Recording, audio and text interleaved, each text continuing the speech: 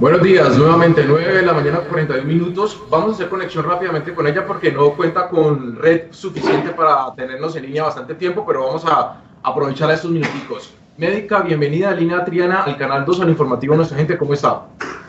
Buenas, ¿cómo están? Gracias por estos espacios de informativos para la población en general. Muchas gracias.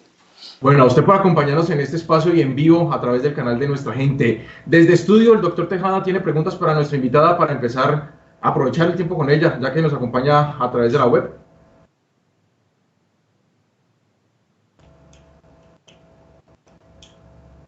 Bueno, doctora, mientras hacen la pregunta desde estudio, cuéntenos un poco acerca de esa recomendación que usted tiene para todos nuestros televidentes, no solamente aquí en el Valle, sino a nivel nacional. ¿Qué tiene para decir en este tiempo de situación, de cuarentena obligatoria nacional? ¿Qué quiere comentar y empezar a decir a nuestros televidentes? Bueno, hay una cosa muy importante que debo aclarar, que es que yo soy la presidenta de la Asociación Colombiana de Sociedades Científicas, no de la Sociedad de Infectología.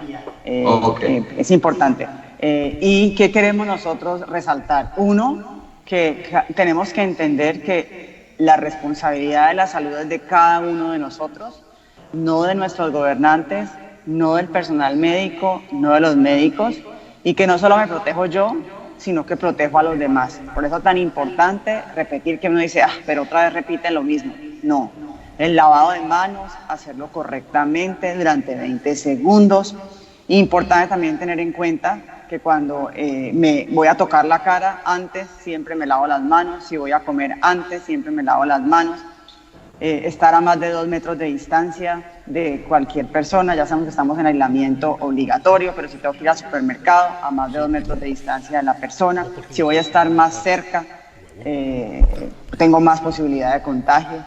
Importantísimo, no tener miedo al personal de salud, que es lo que se está causando o que estamos viendo en los últimos días. Eso me parece que más que tener miedo o tener, digámoslo, rechazo al personal de salud, tenemos que tener el miedo o rechazo a aquellas entidades que no den la necesaria protección a los médicos y personal de salud, porque los médicos y personal de salud están ahí en el frente, están en riesgo, puesto que obviamente estamos recibiendo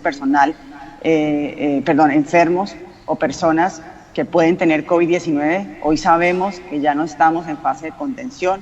Eso quiere decir, fase de contención era cuando solamente estábamos buscando el virus en aquellas personas que venían del exterior o contactos que hayan tenido personas con personas que venían del exterior. Ya el virus es un hecho que está en nuestras calles, en Colombia, entonces tenemos que protegernos en general siempre.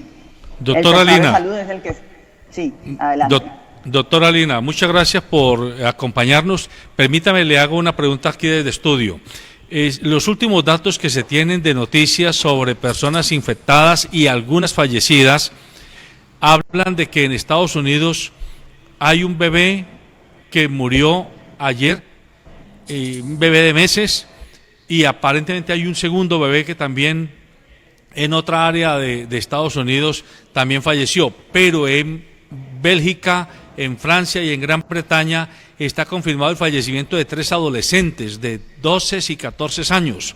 Esto indicaría que el virus que se nos anunció que afectaba principalmente a las personas mayores de edad con preexistencias comienza a ser algún tipo de, yo no sé si decir mutación o transformación que comience a afectar severamente a otro tipo de población como los niños y los jóvenes? Bueno, aquí es importante tener en cuenta que se ha hablado mucho de las mutaciones, pero no podemos decir hoy en día con certeza que es un hecho que por eso se está muriendo gente más joven por el virus.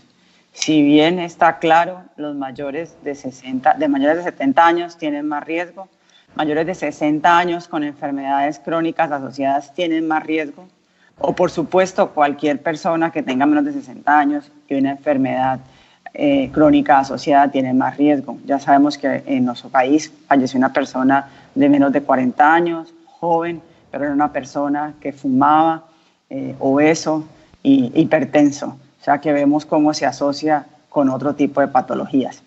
Estos niños o adolescentes que fallecen, los niños pequeños, bebés, digámoslo, pueden tener más susceptibilidad, pues porque son, digámoslo, podrían tener algún problema a nivel inmunológico o una enfermedad asociada como un asma o una enfermedad respiratoria, igualmente los adolescentes. Entonces, hoy en día todavía decimos que sí tiene más riesgo cierto tipo de población, sin embargo, le puede dar a cualquier edad.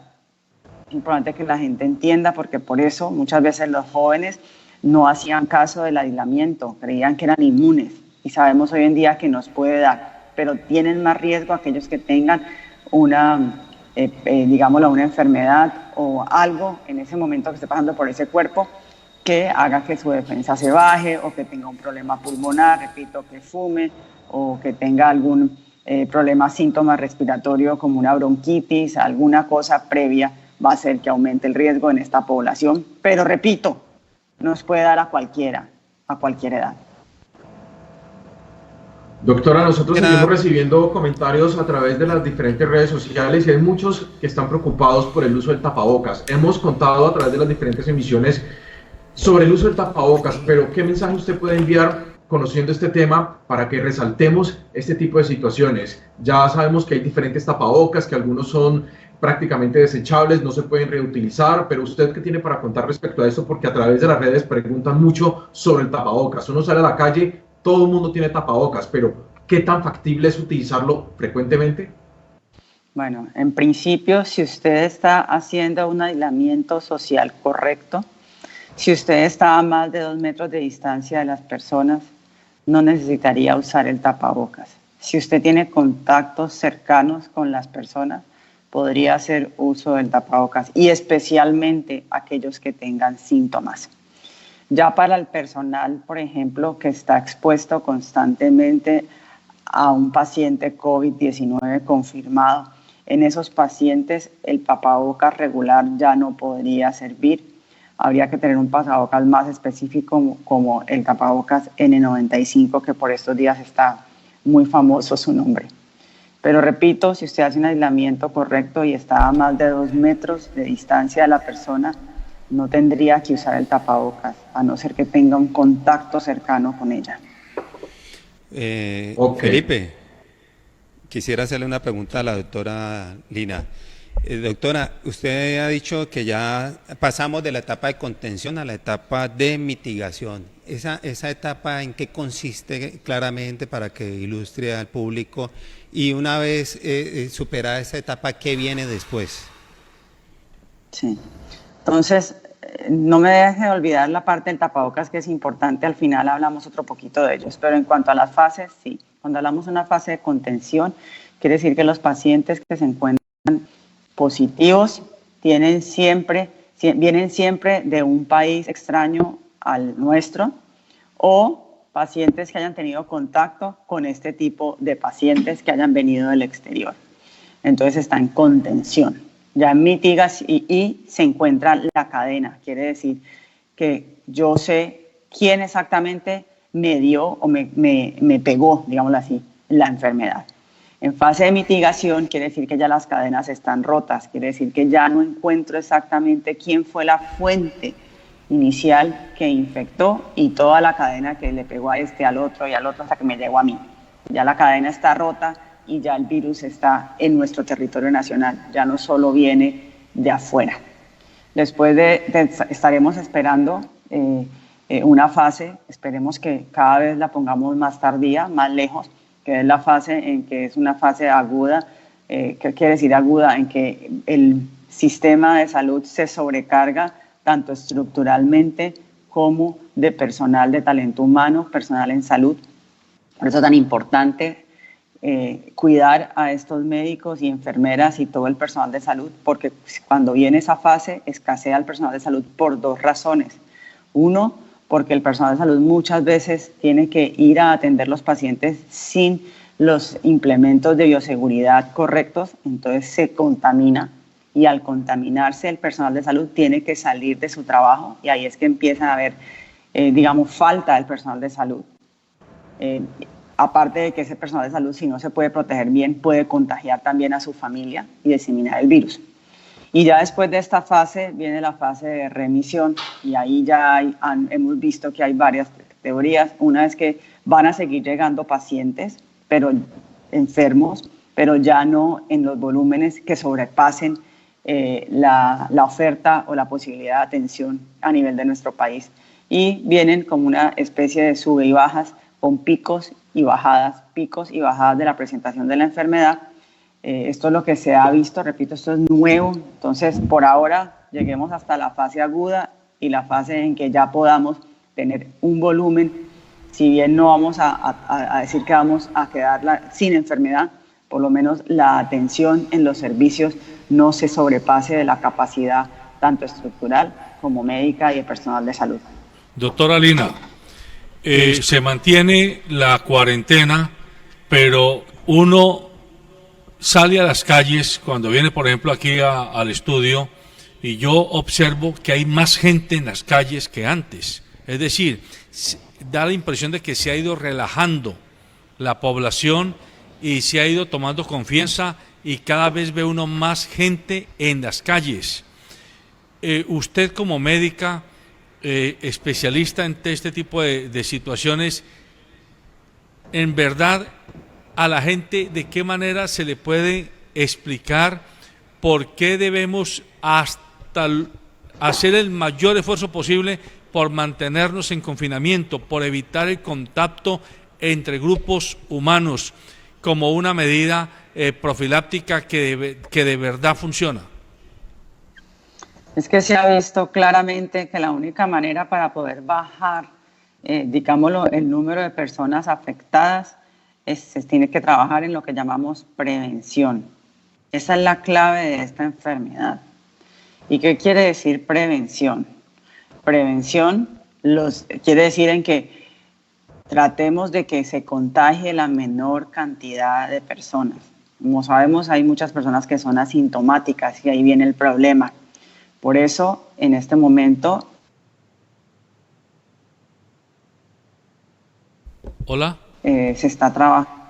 Por eso en este momento se está trabajando para cambiar los protocolos iniciales. Antes solo se hacían pruebas en aquellos pacientes que venían del exterior, o pacientes que venían del exterior o que tenían, pacientes que... Hola, ¿tiene algún problema técnico la doctora Lina?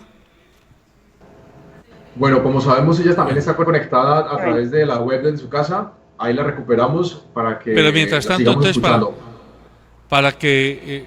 ¿Me escuchan? Sí, la escuchamos, doctora. Siga. Sí, entonces la clave está en la prevención. Creo que el ministerio ya está encaminando, o se ha hablado con el ministro, para que le ponga fuerte a esto, a la prevención.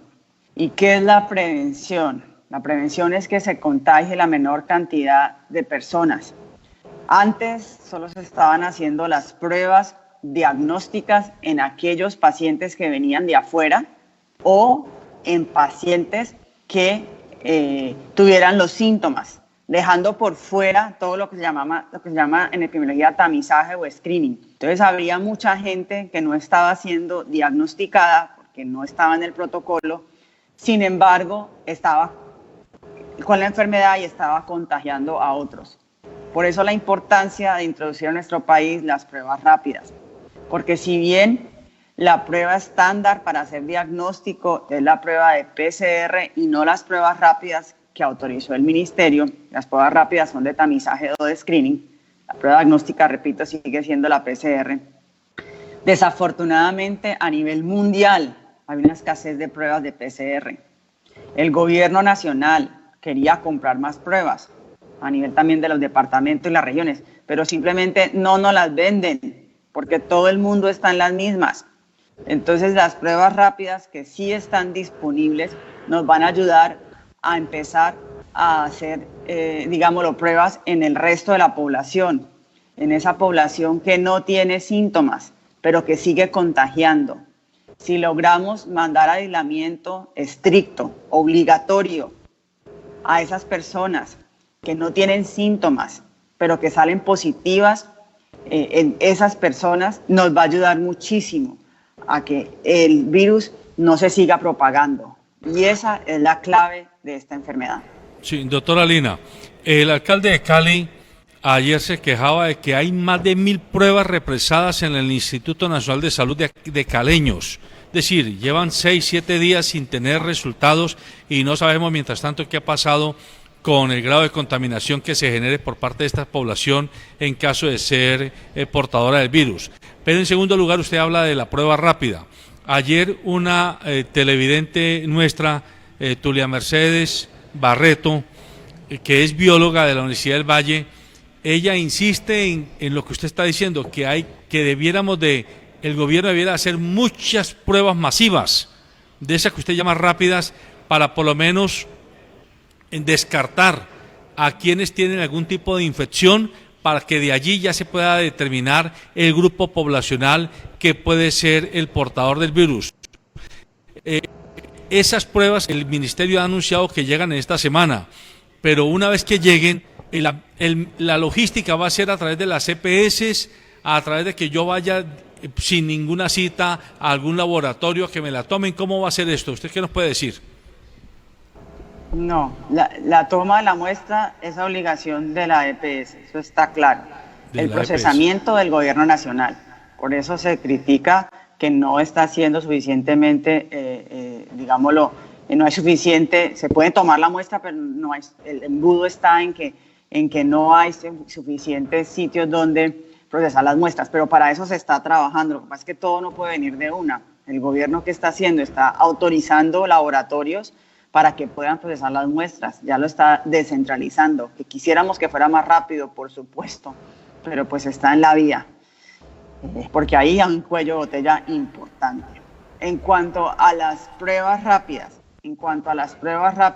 como repito, no son diagnósticas y van a tener unos protocolos específicos en quién sí y en quién no. Entonces, la prueba rápida me la hacen, si salgo positiva, bueno, soy portadora de la enfermedad, perfecto. Si salgo negativa, no descarta que yo la tenga. Hay que hacer una prueba de PCR confirmatoria. En este momento se está trabajando en ese tipo de protocolos. Yo le puedo hablar un poquito de nuestro departamento del Valle del Cauca y la ciudad de Cali, que están trabajando en eso. Y a nivel nacional el ministerio deberá también cambiar los protocolos. En Cali ya la gobernación del Valle, junto con la alcaldía, repito, han hecho un comité de expertos, científicos, y el protocolo ya está en proceso, ya está hecho, solo que lo vamos a socializar muy pronto cuando tengamos las pruebas rápidas para que la gente sepa a quién se le va a tomar y a quién no se le va a tomar este tipo de pruebas rápidas. Pero repito, ellas no son diagnósticas, ellas nos sirven para darnos una idea, un screening, un tamizaje. Pero hay que hacer una prueba de PCR confirmatoria para hacer el diagnóstico. Si es negativa, si es positiva, si nos dicen esta persona ¿cómo se llama? Tiene la enfermedad. Pero aquí es importante tener en cuenta, si a usted hoy en día le toman una prueba y usted estuvo con un contacto directo con una persona que es positiva para COVID-19 y su prueba sale negativa, igual usted debe hacer un aislamiento obligatorio. Es una pregunta que nos han hecho muchas veces. La gente cree que si salgo negativo ya puedo ir a la calle y no me pasa nada. No. Ese paciente que tuvo contacto directo con una persona que salió positiva debe hacer un aislamiento obligatorio estricto, inclusive en su casa, con sus seres queridos. Porque aunque salga negativa, de todas maneras se le exige que haga el aislamiento estricto por 14 días. Bueno, doctora, efectivamente, a partir de lo que usted nos dice y ante estas falencias, a pesar de que dicen que van a practicar como un número de 17,000 pruebas diarias, estuve escuchando por ahí, pues sigue siendo fundamental el autocontrol que haga la gente y el aislamiento que la gente haga en estas circunstancias. Usted presentó un poquitico de inquietud frente al el uso de tapabocas, tanto así que dijo que teníamos que volver a ello. A mí sí me gustaría tratar ese tema porque hace parte del autocontrol, pero ¿por qué hay tantas versiones distintas? Es decir, aquí inclusive sacaron un video de un médico de los que trató y enfrentó el asunto del COVID allá en Bunam, diciendo que era un error precisamente no usar los tapabocas. Ahora, yo sé que la información muchas veces llega descontextualizada, que solamente presentan algunos apartes o la gente no hace una lectura apropiada de lo que dice la otra persona. ¿Usted qué nos puede decir al respecto que la gente quede tranquila frente a ese uso?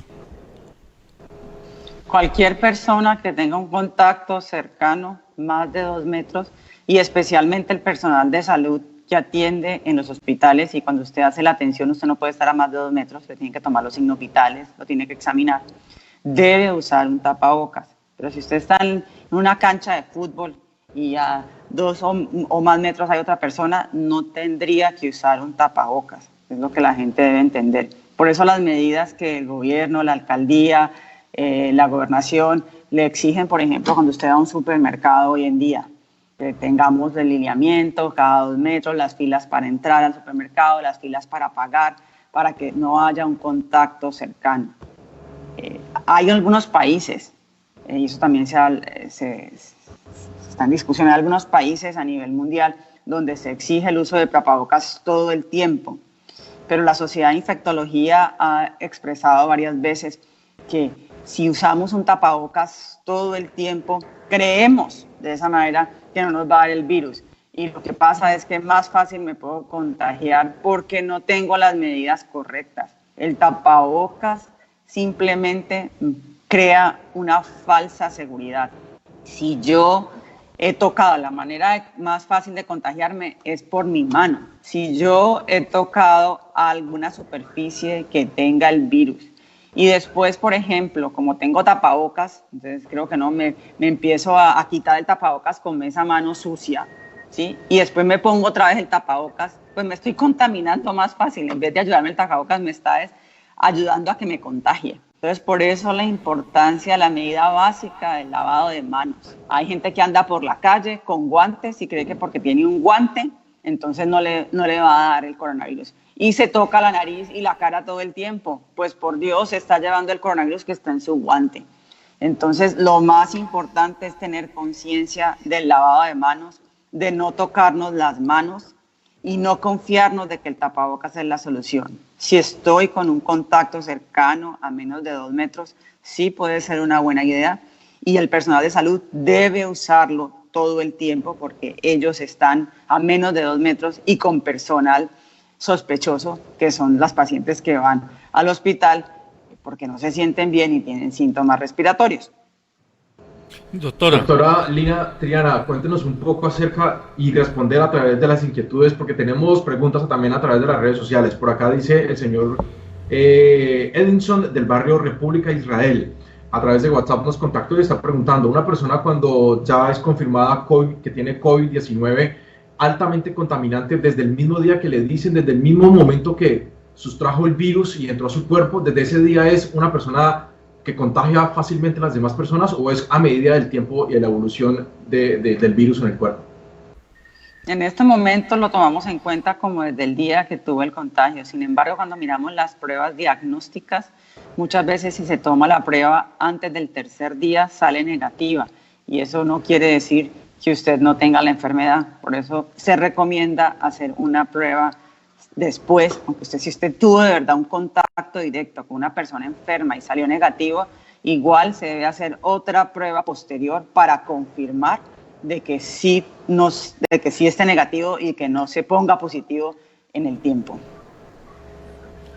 Doctora, usted recomienda, como muchos médicos, que el paciente que resulte positivo debe aislarse en la casa, pues si no está pues ya de hospitalización, pero en la casa al aislarse y estar los niños, los mayores, 6, 7 personas allí, ¿cómo evitar el riesgo de que esa persona termine contagiando a este grupo familiar? ¿Qué medidas se deben tomar? Muy importante esa pregunta. Entonces, esa persona, sé que no es fácil para muchas familias porque muchas veces viven en una sola habitación, pero si esa persona debe estar en aislamiento obligatorio estricto, idealmente debe usar un baño y un cuarto diferente a los demás, sobre todo si hay personas mayores en esa casa. Debe usar, digámoslo, unos platos independientes. Mucha gente tiene miedo de las sábanas y eso, parece que ahí hay menos contagio, pero igual que sean separadas.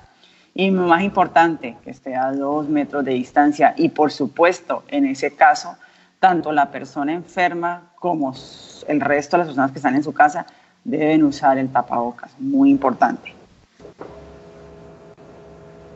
En otros países, como por ejemplo China, hicieron algunas medidas que era que cuando salía positivo lo aislaban de su casa, lo llevaban a otro lado. Y no solamente al positivo, sino en algunas partes han hecho campañas más agresivas, que es que aquel que se tenga la sospecha porque ha estado en contacto con una persona positiva, también lo sacan de su hogar y lo llevan a un sitio especial por 14 días. No sé si aquí lleguemos a esos extremos, no creo. Pero repito, lo importante es que la gente entienda que yo me protejo y al yo protegerme también estoy protegiendo a los demás. Y si tengo una persona positiva en mi casa, es muy importante tener todas las medidas. Ya están trabajando en los protocolos para que esas personas positivas con síntomas puedan ir a una hospitalización. En eso está trabajando, por ejemplo, el departamento del Valle del Cauca y la alcaldía, en los sitios donde podamos mandar esos pacientes positivos para que precisamente no contaminen a su casa y especialmente si tienen síntomas. La pregunta es, aquellos que estuvieron en contacto con esos pacientes sí van a estar con aislamiento obligatorio en su casa y deben seguir las medidas estrictas para tratar de no contagiar al resto de la familia y obviamente cuando salen a hacer, y esos pacientes no deben salir de la casa, debe salir otro miembro del núcleo familiar a hacer el mercado o lo que necesite hacerse para evitar que contagie en la calle a más personas. Doctora, una preguntita, dígame, el virus, el virus tiene desplazamiento propio, es decir, si no está en el medio indicado o adecuado, como puede ser la mucosa del ser humano, ¿él tiene algún tipo de desplazamiento? Es decir, si yo, por ejemplo, aquí estornudo y cae sobre la mesa, ¿él se queda allí o en la piel y solamente se desplaza o produce los efectos es cuando entra en contacto con una mucosa? Exactamente, es muy buena pregunta porque a veces creemos que es como una garrapatica o como una pulga que salta. No, él no tiene ni paticas ni manitos. Por eso es que si nos ponemos las pilas en lo correcto, repito, medidas de prevención, él no se va a ir de donde está. Yo mismo me lo llevo a mi mucosa y ahí me contamino, ¿sí? Obviamente, ¿por qué decimos 2 metros de distancia? Porque sí, él puede viajar en las goticas de la saliva. Entonces, por eso decimos 2 metros de distancia. Por eso es la razón de los 2 metros, para que de pronto en la gotica no le caiga a uno, porque usted ha visto que a veces uno está hablando con alguien y la persona le habla y le cae a uno un pedazo de saliva y no hay cosa más incómoda que pase. Bueno, eso podría pasar si uno está muy cerca, por eso 2 metros para que eso no suceda. O cuando tosemos, por eso es tan importante que aquellos que tosan tienen que usar un tapabocas, porque a veces si es una tosida fuerte podría tener más de 2 metros. Entonces por eso es importante aquel que tenga síntomas que use un tapabocas. En ese caso no me estoy protegiendo, yo estoy protegiendo para no contagiar a los demás. Recuerde que la salud es responsabilidad mía, pero también es responsabilidad cuando me protejo para ayudar a los demás a que no se contagien. Aquí la clave, repito, es evitar que otros se contagien. La clave, es importantísimo, que nos preparemos para el tratamiento, obviamente cuando nos lleguen más pacientes de manera masiva, es importantísimo, pero no nos podemos olvidar lo más importante y es evitar que más se contagien. Por eso la importancia, repito, en la prevención, que suena tonto, pero no lo es. Un correcto lavado de manos y no llevarme la mano a la cara, así de simple. Si yo no me llevo la mano a la cara, el virus solito no camina hasta mi cara. Yo mismo me contamino, es que es lo chistoso de la situación. Yo misma soy la que me contamino. Entonces son 2 focos. Uno, yo como persona responsable, tener las medidas de prevención correctas. Y 2, tratar de parar el contagio. Para aquellos que salen a la calle, tratar de que si tengo síntomas, pues no salgo, estoy protegiendo a los demás, ¿cierto? Y usar las medidas de distanciamiento, porque como repito, el virus ya está aquí, ya está en nuestras calles, podemos ser portadores sin saberlo. Cuando hablábamos de las pruebas, esas pruebas de screening nos van a servir para aquel que haya tenido contactos, poder de esa manera hacer los screenings. Cuando tengamos áreas concentradas donde haya más población afectada a la enfermedad, ahí podrán ir a hacer screening a esa área de población, ¿sí? Para eso son esas pruebas rápidas que estamos viendo con buenos ojos, pero repito, no son pruebas diagnósticas, son pruebas de tamizaje, para ver cómo vamos, cuántos encontramos positivos, pero no nos pueden decir que esos positivos son, digámoslo, que ya solamente los que son positivos tienen la enfermedad y los que son negativos no lo son. Necesitamos pruebas confirmatorias de PCR para hacer los diagnósticos como tal. Doctora, ahora que se está hablando de la excarcelación de presos, aquí surgen dos inquietudes. La primera, ¿cómo minimizar el riesgo de que la población carcelaria que está hacinada tenga una propagación rápida de esta enfermedad? Y segundo, a quienes se excarcelen, debiera de ponerse como para requisito que primero hagan la prueba, porque qué tal excarcelar a 10.000 o 15.000 presos que salgan y de ellos 2.000 o 3.000 salgan con el virus a propagarlo. Esas son preguntas importantes que la verdad no tengo cómo contestar, pero una cosa clave es que en nuestras cárceles hay una sobrepoblación y necesitamos garantizar a esas personas que están en la cárcel que tengan un aislamiento correcto, que puedan deambular, dormir y estar en la cárcel con por lo menos 2 metros de distancia. Si no se logra, que son los cálculos que están haciendo, tenemos que ayudar a esa población y por eso el que vayan a la casa. Pero repito, si van a la casa, tienen que hacer las medidas de aislamiento estricto. Eso es lo importante. Entonces, ante la duda, hagámoslo que trate de estar en una habitación independiente, que use tapabocas, igual que el resto de la familia lo use, manejarlo como si fuera una persona positiva en lo posible para de esa manera tratar de evitar que haya el contagio de la familia. O tratar de hacer zonas de expansión. Lo que pasa es que no es fácil. Es muy fácil uno criticar, es lo más fácil que uno puede hacer en la vida, pero póngase en los pantalones de un secretario de salud que tiene que de un momento a otro, hacer aparecer 1.500 camas de hospital, 1.000 camas de unidad de cuidado intensivo, pero es que ¿de dónde las va a sacar? Y en 15 días, es que es muy difícil. Entonces, repito, son las medidas que están haciendo, de pronto no son las ideales, es verdad, pero es lo que tenemos en este momento. Idealmente, ¿qué tenemos que hacer? Construir esas zonas de expansión que se están construyendo en este momento. Nosotros teníamos un déficit, creo que de 1.500 camas hospitalarias y 750, creo que, no recuerdo exactamente, 500 unidades de cuidado intensivo. Y en las reuniones que se han ido teniendo se ha visto cómo se ha ido disminuyendo ese número con la planeación de las zonas de expansión.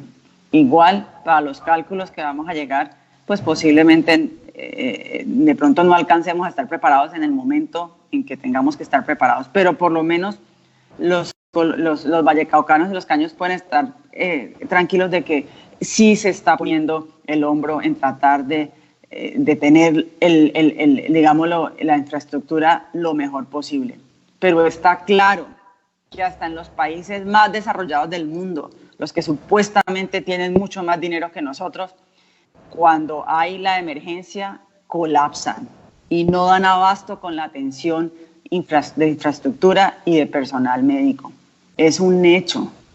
Entonces, es importante que la gente sepa.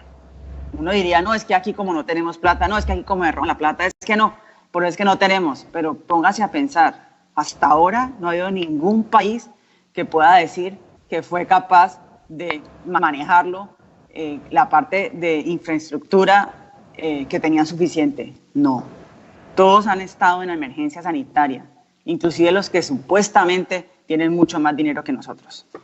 Seguimos recibiendo comentarios a través de las diferentes redes, en esta ocasión a través de la fanpage Canal 2 Cali. Por acá nos están diciendo qué tan cierto es hacer aseo 3 veces al día con alcohol, limpiar las partes donde son más vulnerables a la hora de llegada de los familiares que salen a mercar. ¿Qué tan viable es esta parte, hacer aseo con alcohol en la casa para evitar que de pronto se pegue el virus a las partes que contaminan a las personas que llegan de la calle? Sí, normalmente una recomendación que no di es para aquellos que tienen que trabajar aún.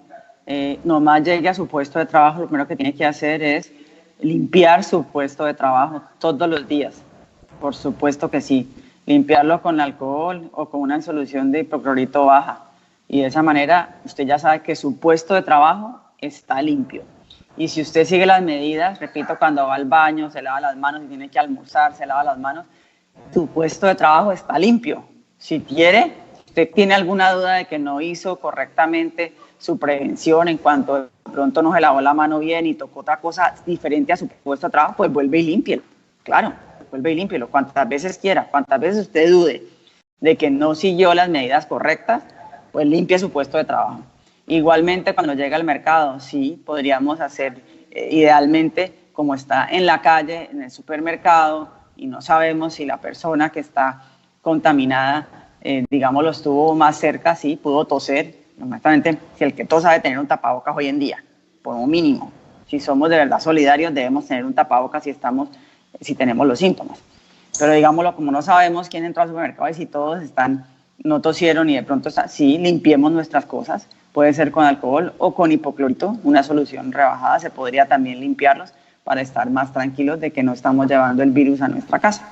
O algunas cosas que no son perecederas, las cosas que no son perecederas podrían dejarse en una bolsa unos días y después ya usarlas. Recordemos que el virus vive más o menos 3 días, si es un jabón, podemos dejarlo en la bolsa por unos 3 días y después ya usar la bolsa, que en principio, si se pasaron más de 3 días y ver el virus, no debería estar allí. No debería estar allí. Otra pregunta que nos quedó en redes y que están pidiendo que por favor los asesores es que a través de WhatsApp, Twitter, llegan cierta cadena de información donde dice que las personas deben tomar mucho limón, hacer gárgaras con agua caliente, que háganlo en la noche, en la mañana. Esto es una serie de cadenas y la gente la confunde, la gente lo hace y así sale a las calles. Usted, como conocedora de este tema, ¿qué le puede decir a las personas sobre este tipo de remedios caseros que están ejerciendo muchas personas y que se sienten seguras con ellos? Ya hablo de los remedios, pero se me quedó por fuera una cosa importante. Si usted está en la calle, por fuera, muchas veces, ¿qué decimos? Entro, me quito la ropa, la meto en agua caliente, me baño, inclusive el pelo, y muchas veces no limpiamos los zapatos. Limpiemos los zapatos, las suelas de los zapatos también, que se me ha quedado por fuera. Bueno, en cuanto a la otra pregunta, ¿me la recuerda nuevamente, por favor? Que a través de las redes sociales llegan cadenas donde la gente dice que hagan gárgaras con agua tibia, que porque el virus está allí, que Entonces, ¿qué podemos decir a las personas sobre este tema? Bueno, la verdad es que hay demasiadas cosas por las redes y no sería correcto yo decirles que entonces ahorita se agarren a tomar vitamina C porque entonces no les da el virus. Que tomen bicarbonato porque no les da el virus, como usted dice, agua limón, gárgaras. Mire, lo más importante es prevención. Hay algunas cosas que si usted lee, pues sí, si usted tiene el cuerpo alcalinizado, en teoría no es que le vaya a dar el virus o no, sino que supuestamente todo lo que el metabolismo celular va a funcionar mejor si usted está alcalinizado. Pero eso no quiere decir que en todas se van a acabar los limones, pues porque si tomamos agua con limón no nos da la enfermedad. Pues no, eso no es verdad. Nos da la enfermedad si no tenemos las correctas medidas de higiene y de aislamiento que estamos recordando. Eso es lo más importante, más que cualquier otra cosa que me manden por la red. Doctora Lina, usted ha sido muy clara en todas las preguntas que le hemos hecho para claridad de nuestros televidentes y de nuestra audiencia en general.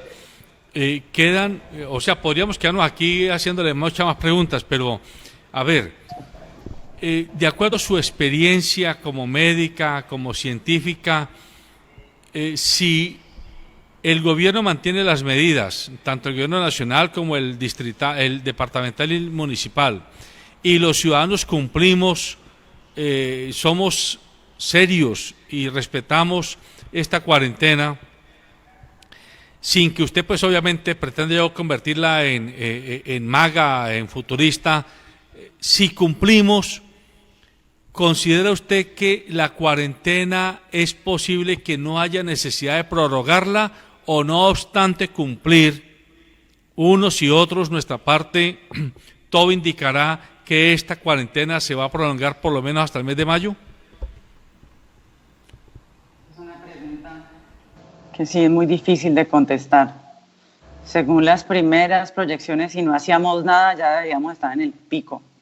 Y mire que no hemos llegado ni siquiera cerca, gracias a Dios, con el número de pacientes que tenemos, digámoslo, hospitalizados y con necesidad de unidad de cuidado intensivo. O sea que la cuarentena, la medida sí sirvió. Muchos dicen que fue tardía, pero está sirviendo, ¿sí? Los países que han decidido no hacer la cuarentena, mire cómo están. Están mucho más, digámoslo, en crisis que nosotros en este momento. La pregunta es, ¿qué tan grande va a ser ese pico nuestro? Por eso es tan importante hacer el tamizaje, para no estar como con tanta incertidumbre. Ya una vez tengamos ese tamizaje y empecemos a hacer pruebas, ya vamos a saber dónde está ese virus y para de esa manera aislar esas personas, en lo que necesitamos. En cuanto a hasta cuándo dura la cuarentena, mientras que no tengamos ese pico grande, quiere decir que vamos por buen camino. Entonces, en principio, la pregunta que tiene que decidir el gobierno nacional, que es el que da los lineamientos finalmente, y municipal y departamental, es cuánto tiempo aguantamos en nuestro país con la cuarentena. ¿Cuánto tiempo aguantamos en nuestro país con la cuarentena y la crisis económica que se nos viene? Es que repito, es fácil criticar. Es fácil criticar. Pero pónganse en los pantalones de nuestros gobernantes para tomar la decisión. Pónganse en los pantalones de nuestros gobernantes para tomar la decisión correcta. Nosotros como médicos siempre vamos a abogar porque siga la cuarentena, porque sabemos que la cuarentena salva vidas. La cuarentena salva vidas. En línea con esa... Doctora, hay que ver el peso del daño a la economía que se va a dar. Eso tiene una responsabilidad que tiene que tomar el gobierno, pero nosotros como médicos, como juramento hipocrático que es siempre dar lo mejor a nuestro paciente y nunca hacer daño. Y para eso la cuarentena se ha visto que es la única medida efectiva, aparte de la prevención, que es encontrar dónde están los focos, para eso tenemos el screening de pruebas rápidas, dónde están los focos para hacer un aislamiento más estricto allí. Si logramos tener muchas pruebas, identificar los focos, y que la gente sea responsable en todas las medidas de prevención, podríamos quitar la cuarentena, pero no ahora, sino cuando tengamos ese screening y entendamos dónde es que más tenemos esa enfermedad, dónde es que están los posibles portadores que nos están contagiando a la población. Doctora Lina, la última pregunta para no su tiempo, que ha sido muy generosa con nuestra audiencia y con nosotros. Hay muchas presiones para que a partir del próximo 13 de abril se abran las carreteras. Si no se abre el transporte aéreo y marítimo, que se abran las carreteras, porque ya no solo se argumenta el tema económico, sino el tema de que hay muchas personas que viven en una ciudad y se quedaron en otra, o trabajan en una ciudad y se quedaron en otra, o estudian y entonces necesitan irse a sus lugares de residencia. Esto me imagino yo que va a implicar de nuevo un riesgo grande, porque si yo me monto en una buseta o en un bus, voy a ir con 20, con 30 personas más y allí estará el riesgo de la contaminación. Pero por otro lado, los llamados vuelos humanitarios también se están comenzando a exigir, a solicitar, y es que muchos colombianos se quedaron en el exterior y deben regresar aquí al país por razones múltiples, y muchos colombianos que tienen sus trabajos o sus estudios en el exterior también se deben ir a esos lugares. El gobierno ha comenzado a hablar de que va a haber vuelos humanitarios y abrir algunos transportes o flotas o rutas terrestres. ¿Qué sugerencias hace usted médicamente frente a esas medidas? Bueno, los motivos de fondo tendría que sobrepasarlos y decidirlos el presidente. Sin embargo, si van a hacer cualquier de este tipo de medidas, debe ser racionalizada, primero, y segundo, hacerlas con las medidas preventivas de aislamiento correcto. Porque si no, vamos a volver a tener focos y vamos a volver mejor dicho, no vamos a nunca resolver nuestra situación de emergencia sanitaria. Entonces, si hay que traer a alguna gente que está fuera del país, habría que traerla con todas las medidas de prevención y aislamiento obligatorio de esas personas. Así como si empezamos a tener viajes nuevamente entre una localidad o un territorio y otro territorio, es muy importante, por eso, antes de dar ese paso, tener estas pruebas de screening, identificar las áreas donde más grave estamos de personas positivas para poder en esas áreas hacer más enfoque para evitar que se riegue más la enfermedad en nuestra población. Pues agradecemos mucho a la doctora Triana, ella es la presidenta de la sociedad de la Asociación de Sociedades Médicas Científicas del país y ha sacado un rato de su faena, de su tiempo, para atender estas preguntas que hacemos en nombre de todos nuestros televidentes e internautas. Agradecemos al médico Ryan El Barkachi, que fue quien hizo el puente para llegar a la doctora Lina, y a usted por la generosidad y la apertura con la que ha atendido nuestras inquietudes. Muchas gracias.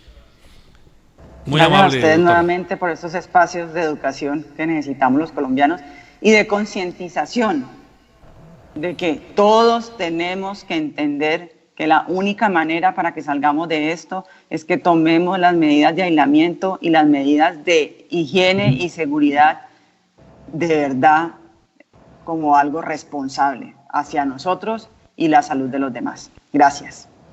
Muy querida. Muy bien, Felipe, no sé si tiene algún otro comentario de redes sociales.